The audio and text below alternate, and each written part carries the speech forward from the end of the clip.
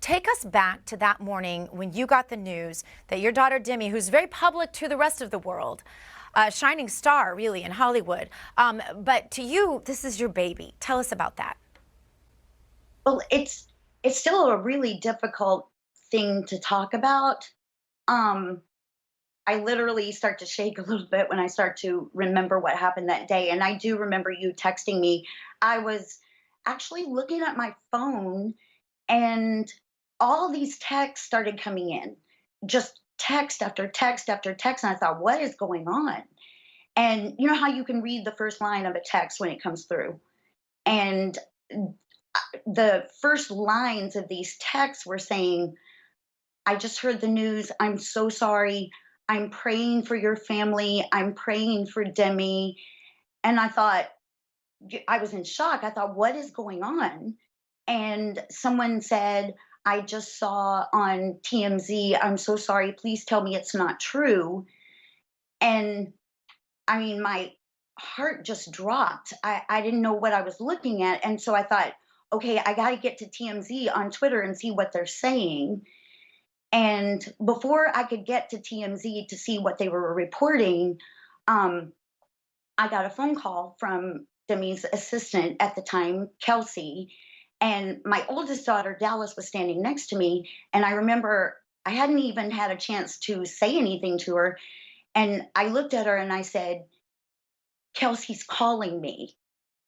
And Dallas told me later, she thought, okay, so what? She calls you all the time. She had no idea what I was seeing on my phone. And I answered the phone, and Kelsey was rambling, like she had obviously been through something terrible. And she said, I need to tell you what's going on. You're going to see a report come out. Well, it's already come out. And I stopped her. I said, Kelsey, just tell me what's going on. And the next words that came out of her mouth, you're right, are words that just are so difficult to hear as a parent. She said, Demi overdosed. And so I was in shock. I didn't know what to say. It was just something that I never, ever expected to hear as a parent about any of my kids. And I hesitated to ask, but I had to ask her. I remember it just seemed like the words took forever to come out of my mouth. I said, is she okay? And she stopped for a second and she said, she's conscious, but she's not talking.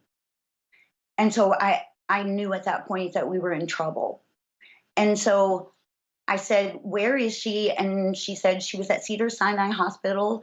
So I said, I'll be right there. And Dallas, I hung up the phone and Dallas was looking at me and she said, what's going on? And I said, Demi has overdosed and we need to get to the hospital and I don't think I can drive.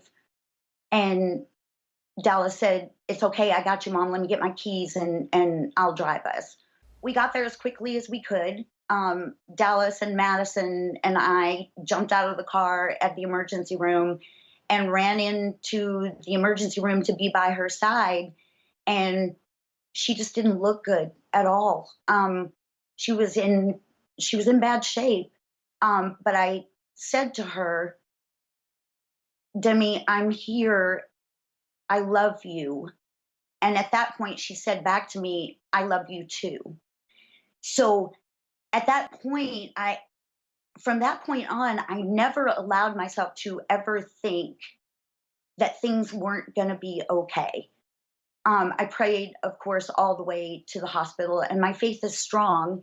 And I think that's one of the things that got me through, the next couple of days when she was in critical condition.